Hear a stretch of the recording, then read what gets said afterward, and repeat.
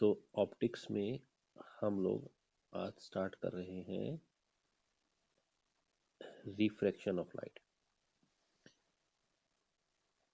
Refraction of light है ना।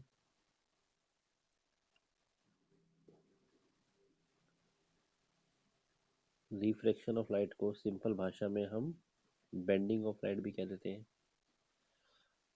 Okay, हम ये देखते हैं जब भी लाइट अपना मीडियम चेंज करती है। फॉर एग्जांपल ये एक कंटेनर है, इसमें वाटर है और लाइट एयर से इस सरफेस में आ रही है। ओके, तो हम देखते हैं जो लाइट का ओरिजिनल पाथ है, लाइट उस पर ना जाकर अपना पाथ थोड़ा सा चेंज कर लेती है। सपोज इधर चली जाती है। अक्सर हम एक पेंसिल को या एक स्टिक को पानी में डुबाते हैं तो हमें थोड़ी टेढ़ी लगती है। असली में वो टेढ़ी नहीं हो गई होती है, लाइट उसके उससे आने वाली लाइट बेंड होकर आ रही होती है, इसलिए ऐसा दिख रहा होता है। तो जब भी लाइट अपना पाथ चेंज करती है, हाँ, जब भी लाइट अपना पाथ चेंज करती है, अपना जो नॉर्मल पाथ चल रहा है उस पाथ से थोड़ा सा डेविएट हो जाती है, इस फिनोमिना को हम बोलते हैं रिफ्रैक्शन। आप जानते हैं ये कब हो रहा है, ये मीडियम के चेंज होने पर हो रहा है। तो हम एक सिंपल डेफिनेशन लिख लेते हैं, the bending of light, the bending of light when it travels from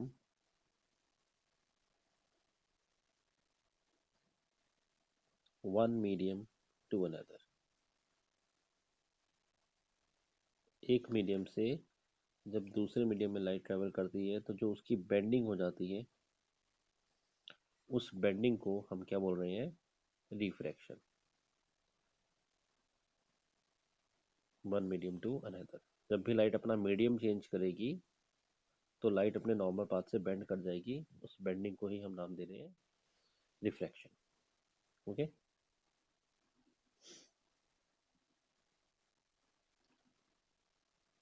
clear.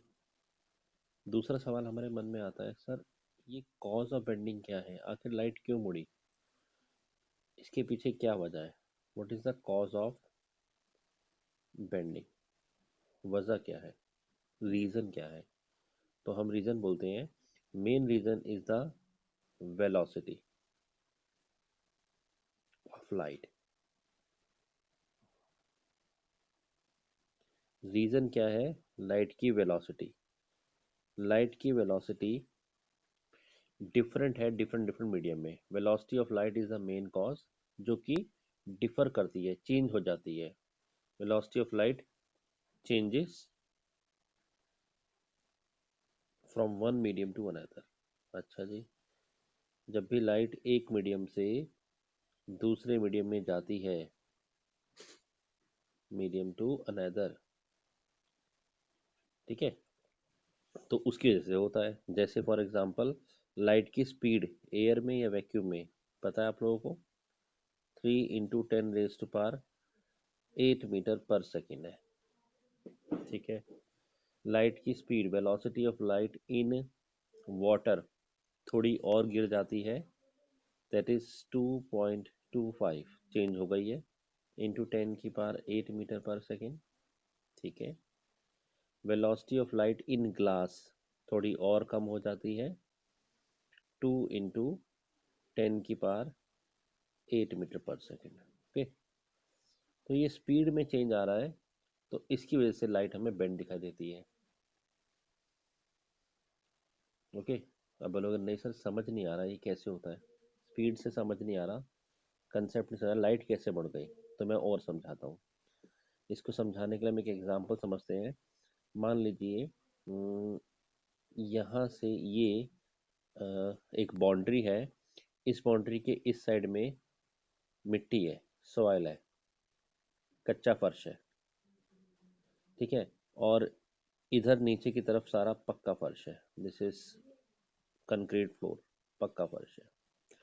अब मान लीजिए एक फार्मर अपना लॉन रोलर लेकर, जो जिससे वो लॉन में रोलिंग करता है, ऐसे एंटर करता है। ओके, यहाँ से वो पुश करता है, इसका जो ये व्हील नंबर 1 है, ये इस बाउंड्री को स्ट्राइक कर रहा है, मतलब अब यहाँ से ये एंटर करने वाला है पक्का फर्श में। ओके।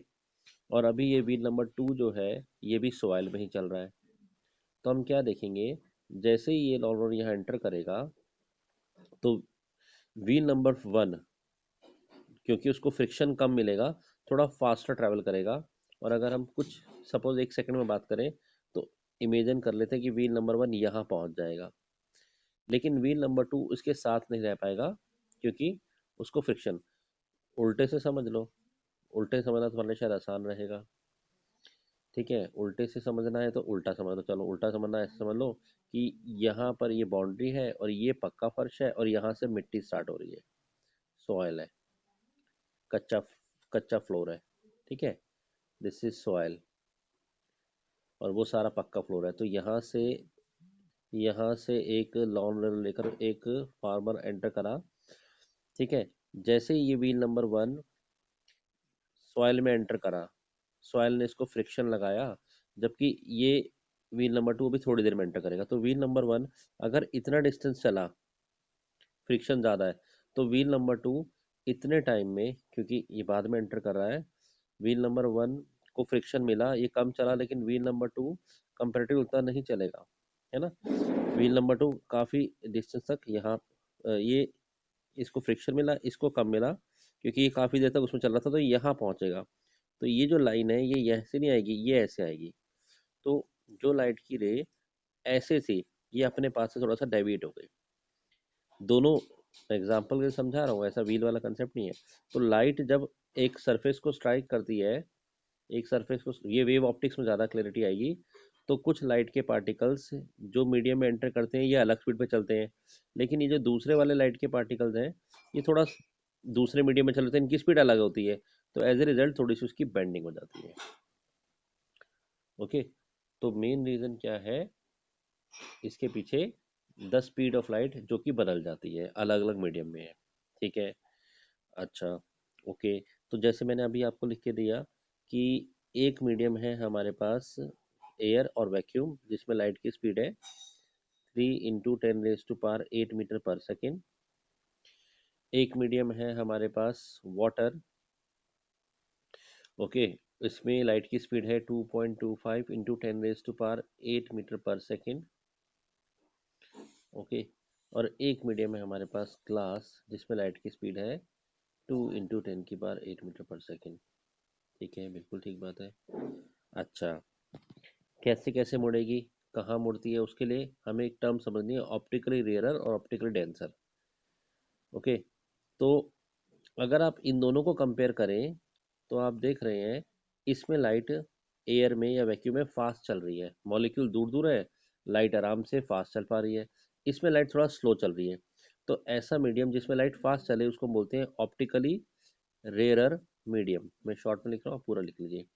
ऑप्टिकली क्योंकि लाइट है, रेयरर क्योंकि मॉलिक्यूल दूर दूर है, लाइट फास्ट चल रही है। जबकि वाटर है ऑप्टिकली डेंसर मीडियम। हम इन दोनों में कंपेयर कर रहे हैं।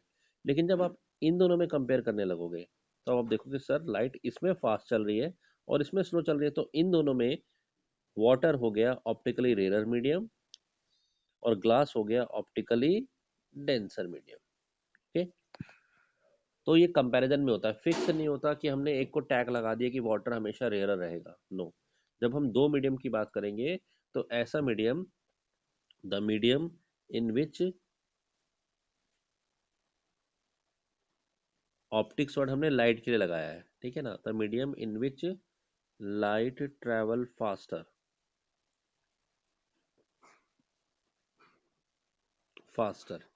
Is called optically rarer medium. और दूसरे में लिख लीजिए इसमें स्लोअर चलती है।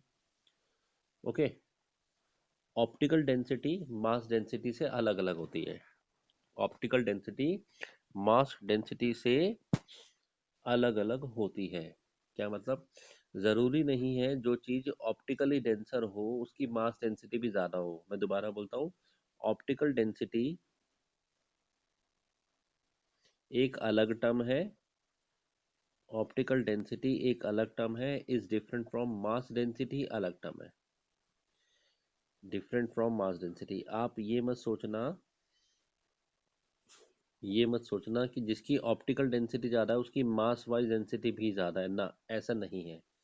जैसे अगर आप एग्जाम्पल इसमें लें तो एग्जाम्पल है वाटर और केरोसिन का। केरोसिन वाटर के ऊपर फ्लोट करता है, तो मास डेंसिटी ऑयल केरोसिन की बात ले लेते हैं चलो। मास डेंसिटी ऑफ केरोसिन जो होती है वो कम होती है, that is density of mass density of water. तभी तो केरोसिन या ऑयल फ्लोट करता है पानी के ऊपर, पानी भारी होता है। लेकिन ऑप्टिकल वाइज अलग होता है, ऑप्टिकल डेंसिटी केरोसिन की ज़्यादा है, ठीक है ना, वाटर से ऑप्टिकली वो ज़्यादा डेंसर है। मेरा पॉइंट क्लियर हो गया? दोनों अलग अलग टर्म है। जरूरी नहीं है, ये मत मान लेना कि जिसकी ऑप्टिकल डेंसिटी ज़्यादा है उसकी मास डेंसिटी भी ज़्यादा होगी। ज़्यादातर केस में होता है पर एक्सेप्शन भी बताया मैंने। अच्छा, ये हम ऑप्टिकल डेंसिटी और मास, ऑप्टिकल डेंसर और रेयर को क्यों समझ रहे हैं? क्योंकि इससे हमारे रूल्स ऑफ बेंडिंग जुड़े हुए हैं। लाइट कैसे बेंड करेगी उसके लॉज नहीं कह रहा हूँ, रूल्स ऑफ बेंडिंग की बात कर रहा हूँ, ठीक है। तो क्या रूल्स हैं? अगर ये एक सरफेस है, इंटरफेस बोलते हैं इसको, और मान लेते हैं यहाँ पर एक रेयर मीडियम है और यहाँ पर एक डेंसर मीडियम है। मतलब हम ये मान रहे हैं लाइट रेयर मीडियम से डेंसर मीडियम की तरफ आ रही है। ओके, आने वाली रे को पहले भी हम लोग पढ़ चुके हैं, इंसिडेंट रे कहते हैं, तो बार बार इसकी डिटेल्स में नहीं जा रहे हैं, ठीक है। तो इस पॉइंट पर सबसे पहले हम क्या ड्रॉ करते हैं, हम एक नॉर्मल ड्रॉ करते हैं कि लेट ये सरफेस के परपेंडिकुलर नॉर्मल है। तो जब भी लाइट रेयर से डेंसर में जाती है, कहाँ जाती है? तो आंसर है, अगर इसको अपने ही पाथ पर चलना होता तो इसका ओरिजिनल पाथ ये वाला था, बट अकॉर्डिंग टू रूल जब भी लाइट रेयर से डेंसर में आएगी तो it will bend towards the normal, अंदर की तरफ मुड़ जाएगी, ठीक है। लाइट कैसे मुड़ेगी? तो रूल नंबर वन है, जब भी लाइट रेयरर टू डेंसर जाएगी, आर टू डी जाएगी, it will bend towards the normal. Light अपने आप को नॉर्मल की तरफ मोड़ देगी। ये एंगल आई है, ये एंगल आर है, और जैसा आप देख रहे हैं इस केस में एंगल आई बड़ा होगा, एंगल आर छोटा हो जाएगा। रूल नंबर वन, अगर लाइट किसी इंटरफेस को ऑब्लिकली स्ट्राइक करेगी तो ऐसा होगा, और अगर ऑब्लिकली नहीं करेगी, सीधा करेगी, तो कोई बेंडिंग ही नहीं होगी, सीधे ही चली जाएगी। ओके। रूल नंबर टू, अगर लाइट ऐसा हो कि light is moving from denser to rarer, denser to rarer, तो हम देखते हैं light bend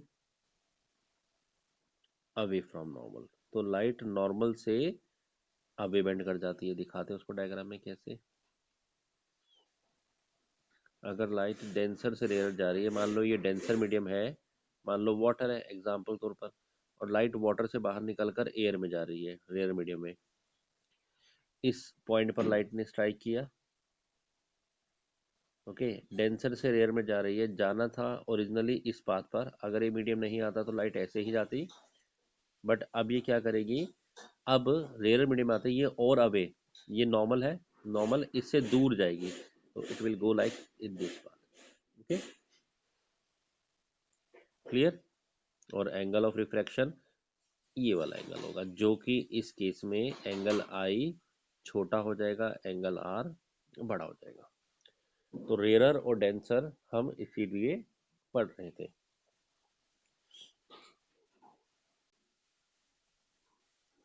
our topic is refraction of light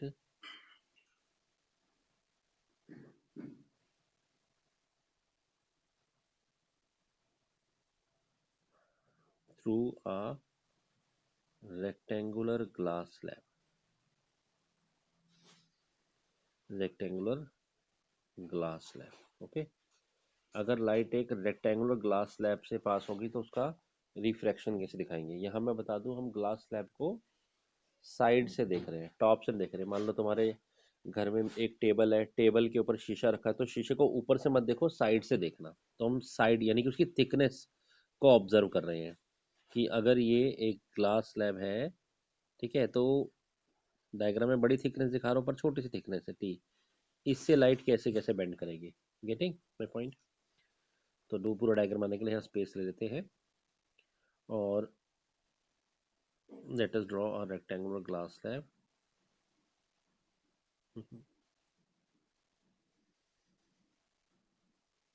छोटा बड़ा ले लेते हैं।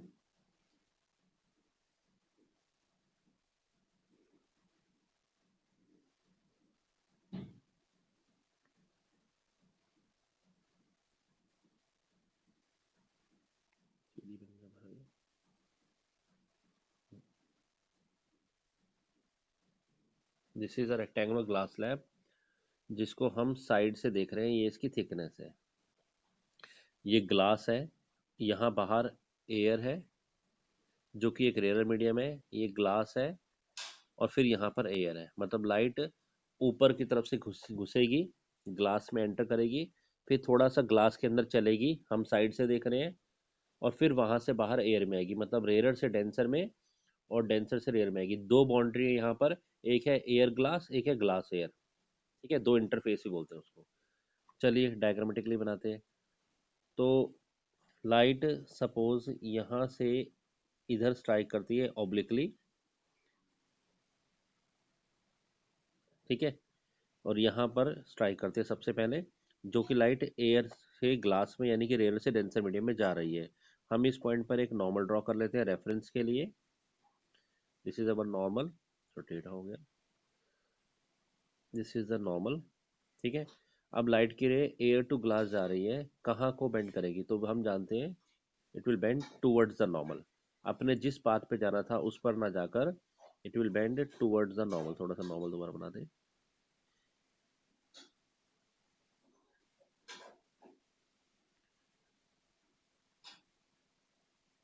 ठीक है, it will bend towards the normal, मतलब अगर ये ग्लास स्लैब नहीं होती तो light will go on to this path, but अब ये थोड़ा अंदर की तरफ आएगी टूवर्ड्स द नॉर्मल, ठीक है, तो इसको अंदर की तरफ ले आते हैं, इसके ओरिजिनल पाथ से डेविएट करते हैं, it will turn towards the normal,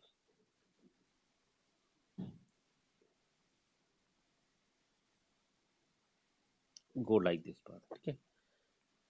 थोड़ा और अच्छा बनाने की कोशिश करते हैं, अब ठीक है, ठीक है, तो it will bend towards the normal, अपने जिस पाथ पे जाना था उस पाथ से थोड़ा सा बेंड हो गई। एंगल की बात कर लेते हैं, this angle is angle between incident and normal, angle of incidence, this is angle of refraction, okay. फिर दोबारा यहाँ पर एक बाउंड्री आई, अब की बार ग्लास और एयर का इंटरफेस, यहाँ पर फिर से एक नॉर्मल ड्रॉ करते हैं, इस सरफेस पे फिर से एक नॉर्मल ड्रॉ करते हैं, ये हमारा नॉर्मल आ गया, अच्छा नहीं आया, थोड़ा सा और अच्छा बनाते हैं, ये हमारा नॉर्मल आ गया, थोड़ा और क्लोजर बनाना पड़ेगा, अब ठीक है, परफेक्ट। लाइट फिर से यहाँ से मीडियम चेंज कर रही है, जब जब मीडियम चेंज करेगा लाइट के पाथ में बेंडिंग हुई, अब लाइट डेंसर से रेयर में जा रही है, तो it will bend away from the normal, जिस पाथ पे जाना था उससे हटकर it will bend away, away normal से दूर इधर चली जाएगी, ठीक है। ये हम एक single colour of light, monochromatic light को ऑब्जर्व कर रहे हैं, ठीक है। एंगल्स की बात कर लेते हैं, ये वाला एंगल यहाँ पर कौन सा होगा, this is also the angle of refraction, और ये वाला एंगल होता है E angle of emergence, this is incident ray IR, this is refracted ray and this is emergent ray, ठीक है। तो लाइट कुछ आपको ऐसे जाती हुई दिखेगी, लाइट ने ये पाथ फॉलो करा है, लाइट चली थी यहाँ से इस पॉइंट से, ये नोट कर दीजिए, पी, पी से लाइट पहुंची क्यू पर, क्यू से लाइट ने आर पाथ पकड़ा और एस चली गई। क्लियर है यहाँ तक? क्लियर है। अच्छा, अगर ये लाइट की रे के रास्ते में ग्लास स्लैब नहीं आती तो लाइट कैसे जाती, तो लाइट अपने इसी पाथ पर चलती चलती चलती चलती और कुछ ऐसे चली जाती, ठीक है ना। अगर ये लाइट के रास्ते में ये नहीं आती तो लाइट अपने पाथ पर ओरिजिनल पे चलती और हम देखते लाइट ऐसे ऐसे चली गई है, ठीक है ना। अब हम देखते हैं लाइट अपने ओरिजिनल पाथ से हल्का सा मूव कर गई है, हल्का सा डिस्प्लेस्ड हो गई है ओरिजिनल पाथ से थोड़ा सा। ओरिजिनल पाथ है येलो वाला, लाइट गई है ब्लैक पाथ पर, डिस्प्लेस हो गई है।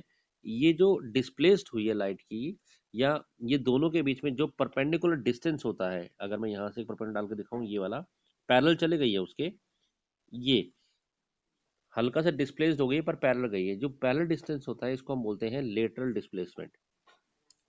तो यहाँ पर हमारी एक टर्म बन जाती है लेटरल डिस्प्लेसमेंट। दोबारा से सोच लो मैं क्या कह रहा हूँ। जो लाइट जिस पाथ पर जाना था ब्लैक येलो पाथ पर, उस पर ना जाकर ब्लैक, हमारे डायग्राम में ब्लैक पाथ पे गई है, और वो हल्का सा पाथ उसे अलग है, सरका हुआ है, डिस्प्लेस्ड है। तो वो जो दोनों पाथ के बीच, और पैरेलल पर गई पैरेलल है, दोनों पाथ के बीच का जो डिस्टेंस होता है, परपेंडिकुलर डिस्टेंस, उसको हम बोलते हैं लेटरल डिस्प्लेसमेंट। क्या बोलते हैं? Lateral displacement. ठीक है। What is lateral displacement? It is the perpendicular distance between emergent ray and incident ray produced, incident ray produced, बस इतना is called the lateral displacement. Okay okay. अब हम चेक करते हैं इस लेटरल डिस्प्लेसमेंट को कैसे फाइंड आउट किया जाता है, इसका क्या एक्सप्रेशन है। लेटरल डिस्प्लेसमेंट हमारे डायग्राम में रेड लाइन से दिख रही है, और हम इसको एक्स से रिप्रेजेंट कर लेते हैं, एक्स। ओके, एक्स से। ठीक है। और एक काम और करते हैं, हम इसको इस लाइन को थोड़ा प्रोड्यूस कर लेते हैं। ओके। अब हम दो ट्रायंगल पे फोकस करेंगे।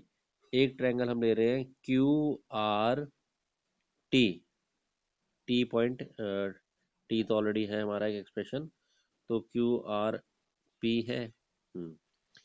यू ले लेते हैं, यू, यू है ये वाला पॉइंट। ओके, आपको डायग्राम में क्लियर दिखे तो मैं इसको आपको, नहीं सॉरी, यू ये वाला पॉइंट है जहां पर लेटरल डिस्प्लेसमेंट स्ट्राइक करिए, ये वाला ट्रायंगल मैं आपको दिखा देता हूँ।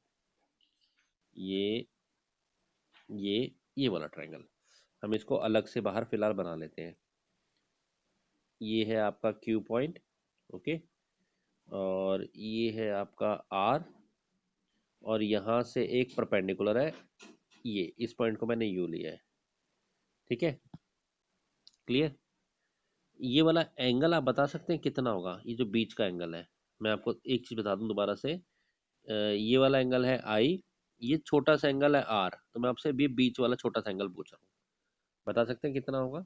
सोच के बताइए, बोलिए बोलिए। मेरे हिसाब से ये एंगल होगा आई माइनस आर। यस और नो, बताइए। I minus r, vertical opposite equal होते हैं, तो ये तो वर्टिकल अपोजिट बन रहे हैं, आई का वर्टिकल अपोजिट है, उसमें से आर माइनस कर दो तो वो एंगल आ जाएगा। ठीक है। देखो, एक लाइन तुम्हारी ये गई हुई है, और एक लाइन तुम्हारी ये गई हुई है, ये गई हुई है, ये वाला एंगल है आई, तो ये वाला एंगल भी कितना हो गया? आर, मतलब आई के बराबर हो गया आई। लेकिन इसमें से छोटा सा एंगल अलग से कट के कौन सा निकल रहा है? आर। तो ये वाला एंगल कितना बचना चाहिए? आई माइनस आर। क्लियर, यही कह रहे हैं हम। ठीक है। तो इस ट्रायंगल में चलते हैं और साइन थीटा लगाते हैं। ठीक है। तो साइन थीटा क्या होगा? तो इस ट्रायंगल में अगर हम साइन थीटा लगाएंगे, थीटा है आई माइनस आर, कहाँ लिखे?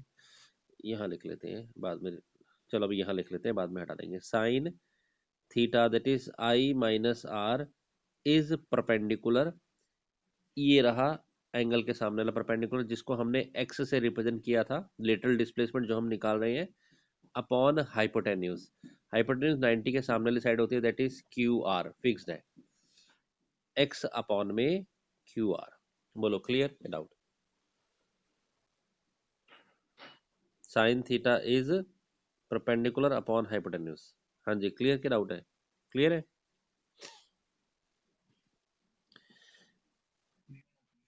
क्लियर है, ठीक है। अभी प्रॉब्लम क्या है, ये जो क्यू आर है ना, बड़ी इमेजिनरी सी सिचुएशन है। क्यू आर तो वो लाइट का पाथ है जो लाइट ने चला, हम ना इसको थिकनेस की टर्म में निकालना चाहते हैं। मतलब ये स्लैब, हमारी जो ग्लास स्लैब है, ये कितनी मोटी है, तो उसके लिए इस ट्रायंगल में आ जाते हैं, जो ट्रायंगल अब मैं आपको ग्रीन से दिखा रहा हूँ। ठीक है, इस ट्रायंगल में हम रिलेशन निकालना चाहते हैं क्यू आर और थिकनेस के बीच में। ये वाली वैल्यू थिकनेस को रिप्रेजेंट कर रही है, तो इस ट्रायंगल में चलते हैं। इन ट्रायंगल क्यू आर जेड नाम रख लेते हैं। तो let us apply in triangle Q R Z, और इसमें हम कॉस थीटा लगाते हैं। Cos theta, cos theta, theta है हमारा आर, कॉस थीटा होता है बेस, बेस मतलब T, thickness of glass slab upon में hypotenuse that is Q R. हमें यहाँ पर क्यू आर को रिप्लेस करना है, तो क्यू आर की वैल्यू क्या आ जाएगी, टी अपॉन में कॉस आर। तो Q R will become T upon में कॉस आर। तो क्यू आर की वैल्यू विल पुट हेयर। तो हमें क्या मिलने वाला है जरा देखें। क्यू आर की वैल्यू अगर हम यहाँ पुट कर दें, क्यू आर को हटा लेते हैं और इसकी जगह लिख देते हैं क्यू आर के प्लेस पर टी अपॉन में कॉस आर। और हमें निकालना था एस एक्स लेटरल डिस्प्लेसमेंट। तो चलिए, एक्स का एक्सप्रेशन क्या हुआ, what is x equal to, this is यहाँ जाएगा, तो x is equal to t into sine i minus r upon में कॉस आर। नोट कीजिए, this is the expression for lateral displacement. 2 mark का question है ये। ठीक है, ग्लास स्लैब में लेटरल डिस्प्लेसमेंट कितनी हो सकती है, जिसको हमने एक्स से रिप्रेजेंट किया था, इस एक्सप्रेशन से दी जा सकती है, t into sine i minus r upon में कॉस आर। ठीक है, सबसे पहले हमने छोटे वाले ट्रायंगल में गए और वहां से साइन थीटा लगाया, और फिर दूसरे ग्रीन ट्रायंगल से हमने कॉस को यूज कर लिया। बोलो क्लियर है।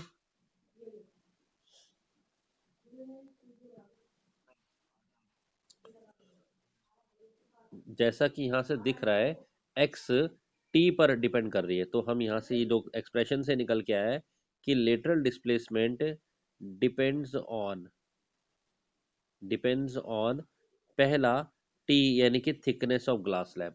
जितना आप ये ग्लास स्लैब का मोटा करते जाएंगे, ये लाइट दोनों लाइट, ये दो लाइंस हैं, दूर होती जाएंगी, यानी कि डिस्प्लेसमेंट बढ़ती जाएगी। और second, it depends on angle of incidence, it depends on angle of incidence. Okay,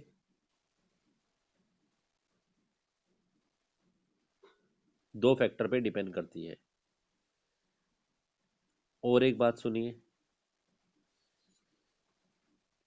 ये लेटरल डिस्प्लेसमेंट की सबसे बड़ी वैल्यू क्या हो सकती है, जरा सोचिए।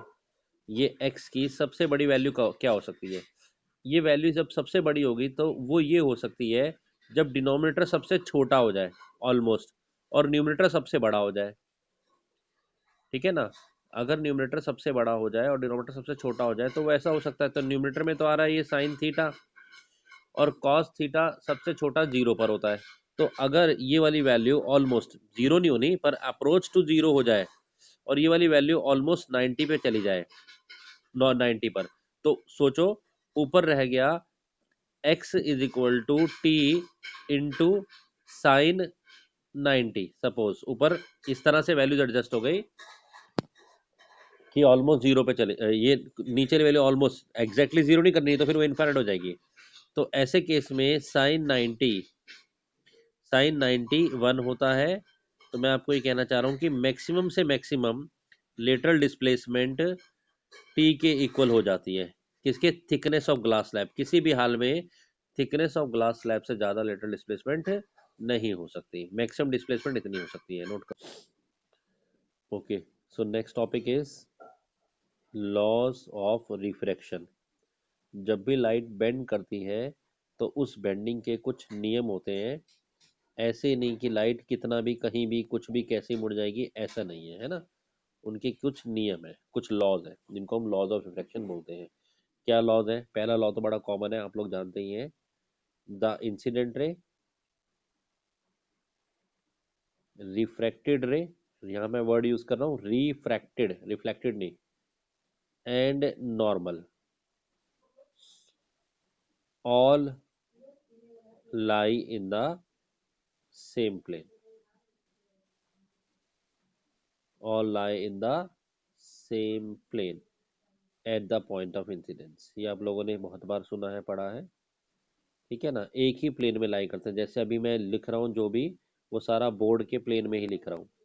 इसी तरह से ये जो तीनों रेज हैं ये अपने एक ही प्लेन में लाई करती है, अपना प्लेन चेंज नहीं करती।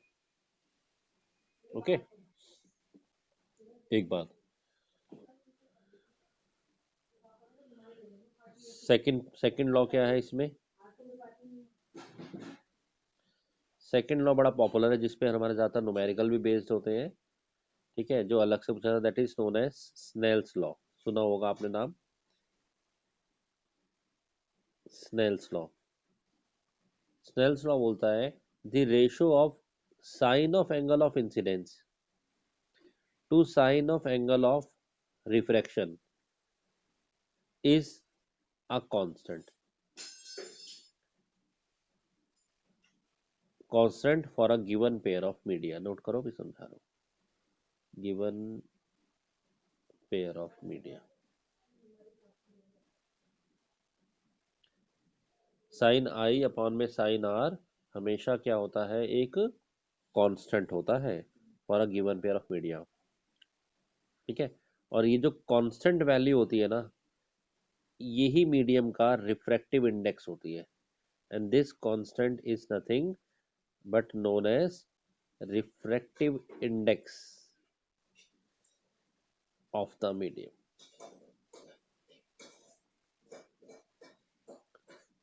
This is nothing but known as a refractive index. Refractive index का आपको यहाँ पर एक फॉर्मूला या रिफ्रैक्टिव का कंसेप्ट समझाया जा रहा है, अभी एक्सप्लेन और करता हूँ।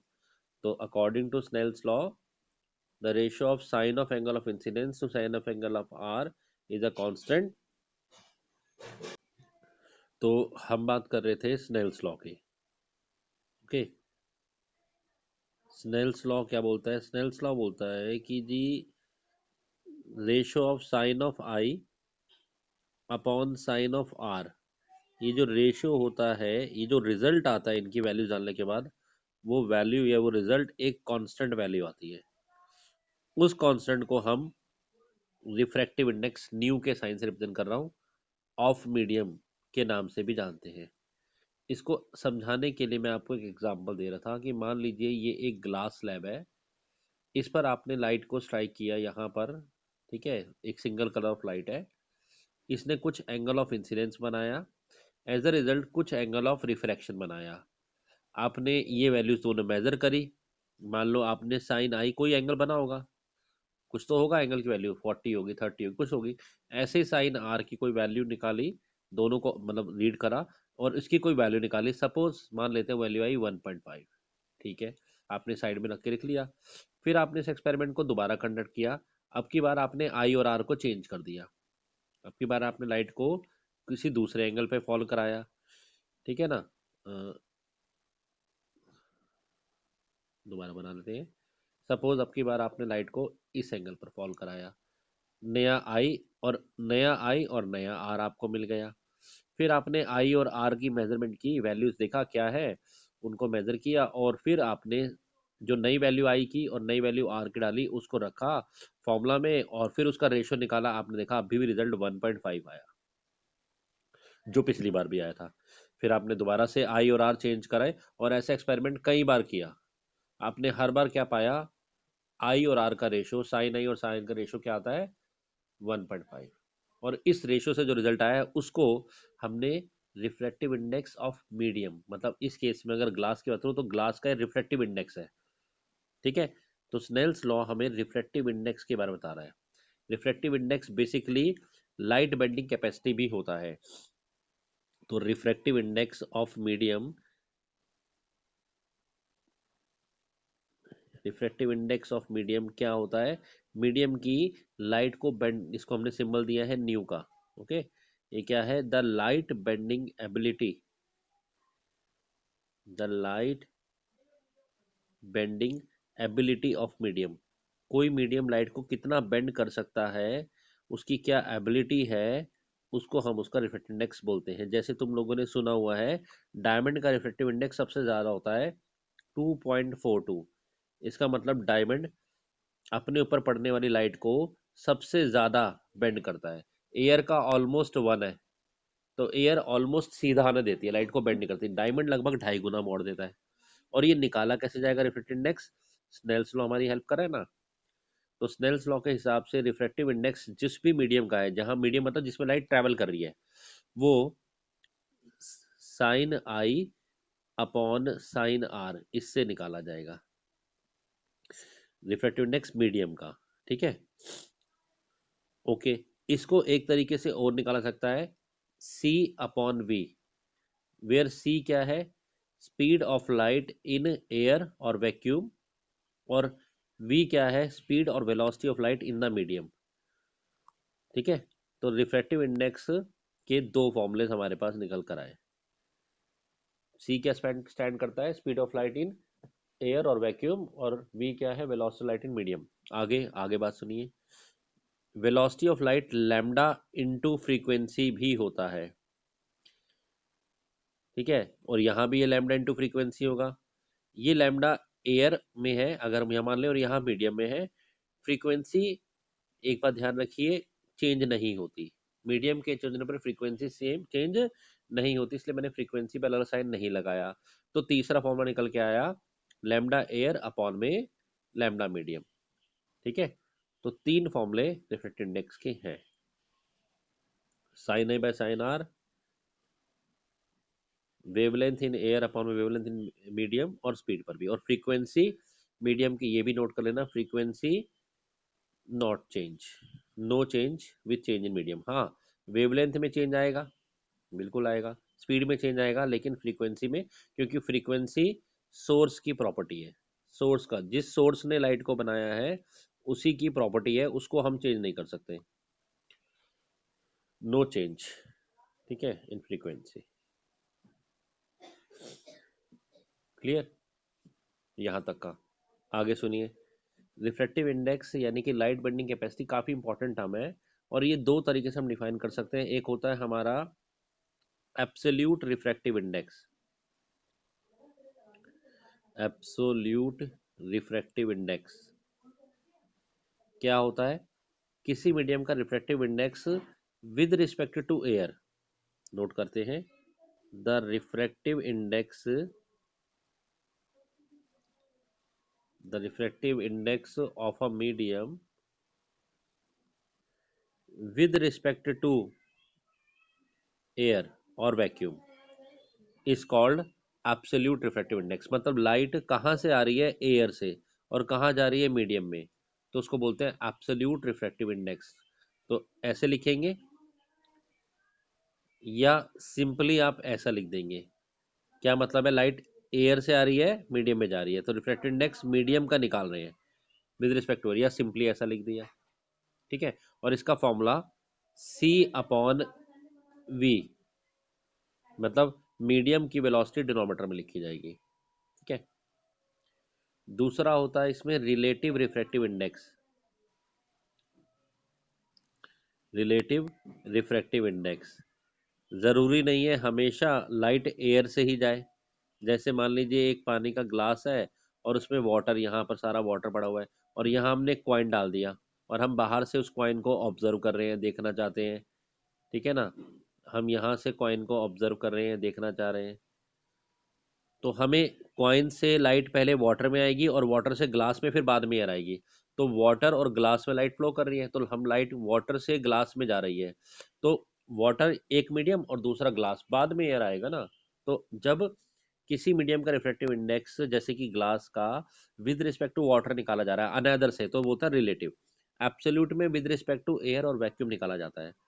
तो रिफ्रैक्टिव इंडेक्स एक तरह का और हो सकता है, the refractive index of one medium with respect to another medium.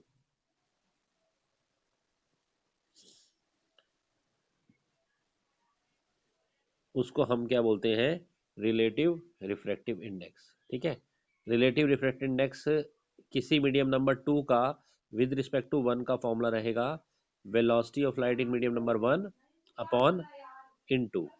ये ध्यान रखना। पहले जिसमें लाइट जिसका निकाल रहे हो उसकी वेलोसिटी नीचे आएगी, और अगर इसको ऐसा निकालना हो one with respect to two, मतलब यहाँ पर हम बोल रहे हैं refractive index of one, one with respect to two, तो वो कैसे लिखा जाएगा? ऊपर लिखा जाएगा वी टू अपॉन में वी वन। ठीक है, this is relative refractive index. Refractive index की कोई यूनिट होती है? तो आंसर है नो, रिफ्रैक्टिव इंडेक्स की कोई यूनिट्स नहीं होती, क्योंकि ये दो लाइक क्वांटिटीज का रेशियोज है। रिफ्रैक्टिव इंडेक्स हमें मीडियम का किसी में हमें ये आइडिया देता है कि लाइट को वो कितना बेंड करेगा। देखो यहाँ तक रिफ्रैक्टिव इंडेक्स रिफ्रैक्शन का मेन पॉइंट है, मेन चीज है रिफ्रैक्टिव इंडेक्स।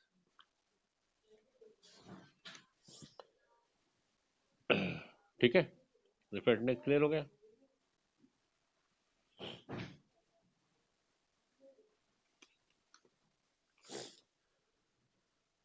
ओके, तो रिफ्रैक्टिव इंडेक्स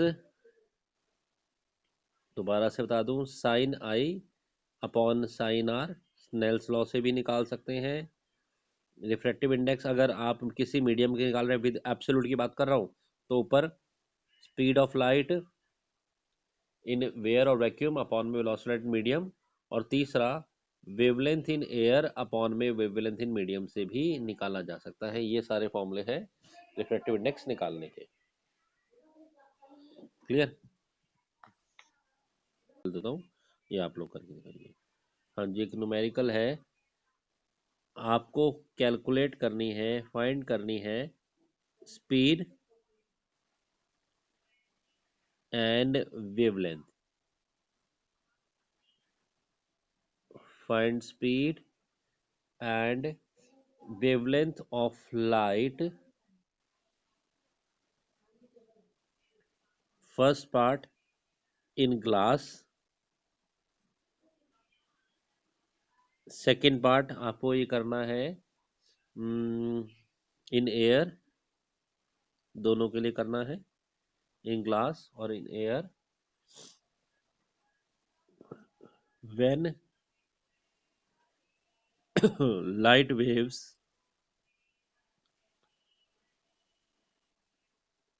of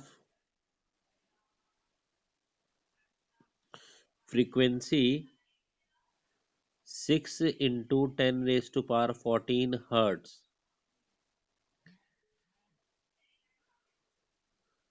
6 into 10 की power 14 hertz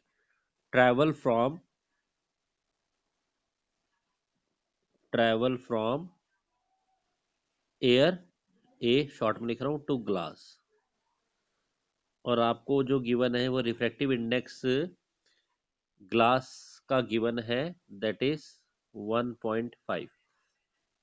refractive index glass का एब्सोल्यूट रिफ्रैक्टिव इंडेक्स है 1.5। हाँ जी, बताइए कैसे होगा?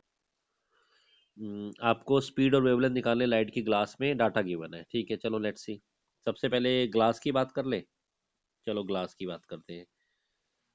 ग्लास के अंदर हमें क्या डाटा गिवन है? हमें आपको फ्रीक्वेंसी गिवन है। फ्रीक्वेंसी तो कहीं भी जाएगी सेम रहती है, 6 into 10 raised to power 14 hertz. ठीक है, आपको रिफ्रैक्टिव इंडेक्स ऑफ ग्लास भी गिवन है, कितना है? 1.5। ठीक है, तो आप इससे भी यूज कर सकते हो। तो न्यू होता है आपके पास फ्रीक्वेंसी के टर्म में सी अपॉन में वी होता है। तो यहाँ से हम ग्लास में वी निकाल लेते हैं। Velocity of light in glass will be C upon में न्यू। सी क्या है? Speed of light in air और वैक्यूम। बताइए कितनी होती है? ये होती है, यहाँ लिख दूं, फिर से एक बार लिखता हूँ, V is equal to C upon nu. C की वैल्यू क्या लिख रहे हैं हम? बोलिए क्या होती है? 3 इंटू 10⁸ मीटर पर सेकेंड, और रिफ्रेक्टिव इंडेक्स ग्लास का भी गिवन है 1.5, कैंसिल करा 2 × 10⁸ तो हमें velocity of light in glass मिल गई कितनी, 3 × 10⁸ मीटर पर सेकेंड। अच्छा, अब चाहिए क्या, लैम्डा, वेवलेंथ।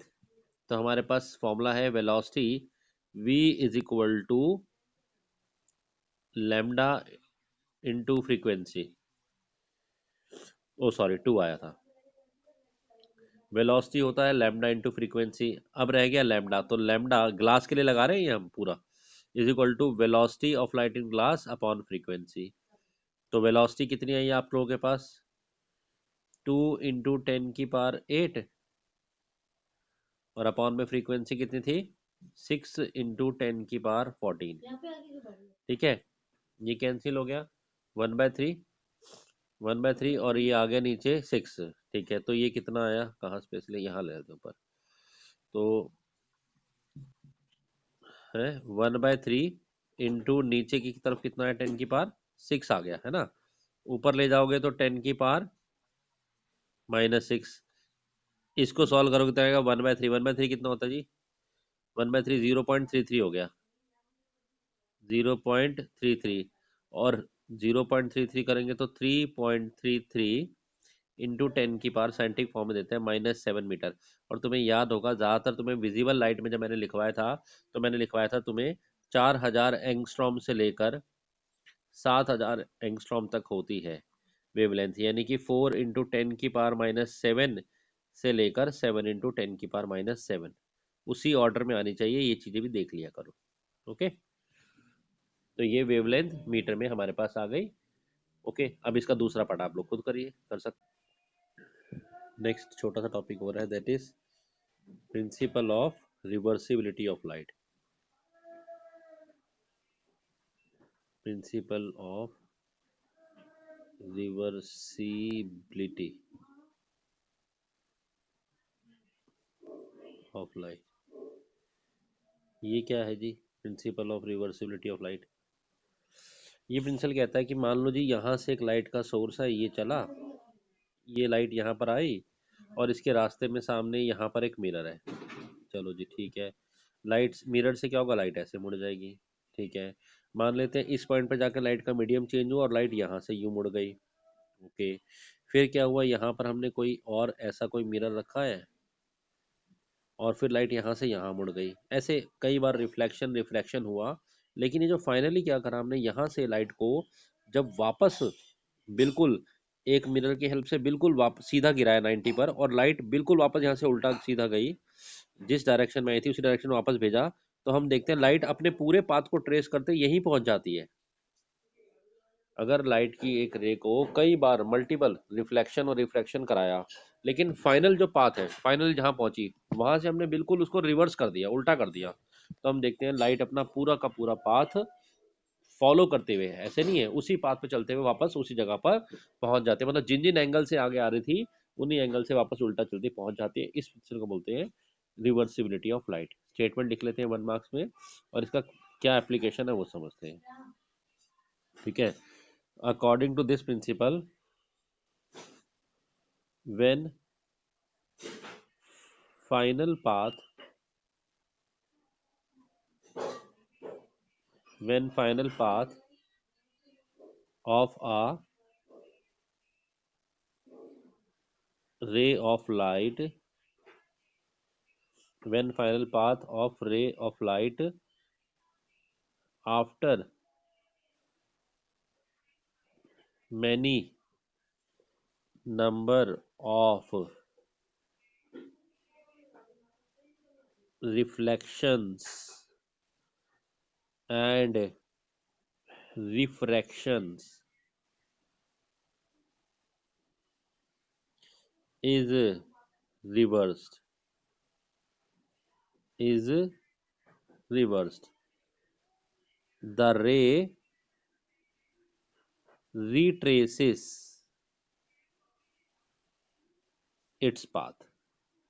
ठीक है, ये स्टेटमेंट है।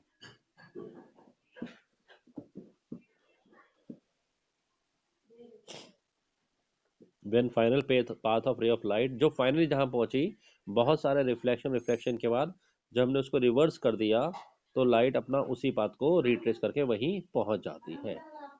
ठीक है, चलो इसको देखते हैं छोटा सा इसका यूज। तो मान लेते हैं यहाँ पर चलो एक ग्लास स्लैब है, यहाँ से लाइट आई, ठीक है, इधर स्ट्राइक किया, ये एंगल है आई, और यहाँ से यू बेंड हो गई, ये एंगल है आर। ठीक है, ओके। इस पॉइंट पर, पी पॉइंट पर हम स्नेल्स लॉ लगाते हैं। इस मीडियम का रिफ्लेक्ट, ये क्या है, ग्लास है, और मान लेते हैं ये एयर है। ठीक है, तो एट पी हम स्नेल्स लॉ लगाते हैं, और रिफ्रेक्टिव इंडेक्स ग्लास का निकाल रहे हैं विद रिस्पेक्ट टू एयर, मतलब लाइट एयर से आ रही ग्लास में जा रही है, तो that will be sine I upon sine R. Okay, doubt, यानी डाउट बोलो, क्लियर, सीधी सी बात कही है अभी हमने, ग्लास का निकाला है। ठीक है, अच्छा अब हम लाइट को ना इस तरफ से देखेंगे, मतलब हम ये सोच रहे हैं अब कि लाइट ग्लास से चल के ऐसे चलकर एयर में जा रही है। ठीक है ना, डायग्राम तो यही रहेगा, अभी भी डायग्राम में क्यों चेंज आएगा, है ना, लाइट रे आई, ग्लास से एयर में गई, डेंसर से एयर में जा रही है, अभी फ्रॉम द ग्राउंड मुड़ गई। अब इसके पॉइंट से देखेंगे और अब हमारे लिए ये वाला एंगल इंसिडेंस हो जाएगा, ध्यान रखना। तो दोबारा से इसी पॉइंट पर स्नेल्स लॉ लगा रहे हैं, लेकिन अब हम ग्लास के अंदर से देख रहे हैं, मतलब उल्टा पाथ ट्रेस कर रहे हैं। तो अगेन, अगर हमें रिफ्रैक्टिव इंडेक्स एयर का निकालना हो विद रिस्पेक्ट टू ग्लास, लिखने का तरीका देख लीजिए, लाइट ग्लास से आ रही है, एयर में जा रही है, ग्लास से आ रही है एयर, मतलब एयर का रिफ्लेक्टिव निकाल रहे हैं, विल बी साइन आई, और आई तो इस केस में क्या है, एंगल ऑफ इंसिडेंस आर, क्योंकि लाइट यहाँ से चल रही है, इंसिडेंट रे अब ये बन गई है, अपॉन में साइन आर, आर यहाँ पर आई बन गया है। क्या क्लियर मेरा पॉइंट, क्लियर हो गया पॉइंट? एक बार हमने लाइट को एयर से ग्लास में देखा, एक बार ग्लास से एयर में देखा, ठीक है, दोनों इक्वेशन को जरा मल्टीप्लाई करते हैं, क्या रिजल्ट आ रहा है, equation number 1 multiply by equation number 2, क्या मिल रहा है हमें, इन दोनों को मल्टीप्लाई करते हैं तो हमें मिल रहा है reflectiveness of glass with respect to air multiply by reflective index of air with respect to glass is, तो हमने दोनों साइड को मल्टीप्लाई किया था, तो मैं फिर से लिख देता हूँ, reflective index of glass with respect to air multiply by reflective index of air with respect to glass equal to में, इधर था पहले साइन आई upon sine R first equation में, और सेकंड इक्वेशन में था sine R upon sine I, as it is था, यही था। ये सब कैंसिल हो गया, ये कैंसिल हो गया, तो कितना आया, 1, तो let us write the 1 here, ये 1 आया। तो रिफ्लेक्टिव इंडेक्स, ये फॉर्मूला बना, glass is with respect to air is 1 upon this, note करो, बड़ा इंपॉर्टेंट सा छोटा सा एक फॉर्मूला आया, ग्लास का रिफ्लेक्टिव इंडेक्स एयर के रिस्पेक्ट में वही होता है जो रेसिप्रोकल होता है एयर का विद रिस्पेक्ट टू ग्लास, दोनों का इक्वल होता है। मैं क्या कहना चाह रहा हूँ भी समझाता हूँ, नोट कर लो। हम ये कहना चाह रहे हैं, हम ये कहना चाह रहे हैं, सुनो, अगर आपको ये गिवन है कि भाई refractive index of glass with respect to air 1.5 है, मतलब लाइट अगर एयर से ग्लास में जा रही है तो ये रिफ्लेक्टिव इंडेक्स है, तो अगर आपको कहा जा रहा है कि रिफ्लेक्टिव इंडेक्स एयर का निकालो विद रिस्पेक्ट टू ग्लास, कि लाइट अगर ग्लास से एयर में जाएगी, उल्टा होगा तो क्या होगा, तो आप इसका उल्टा कर दो, बस ये कहना चाह रहे हैं। ठीक है, 2/3, यस यस, ये principal of reversibility of light की एप्लीकेशन है, ये इसका यूज है।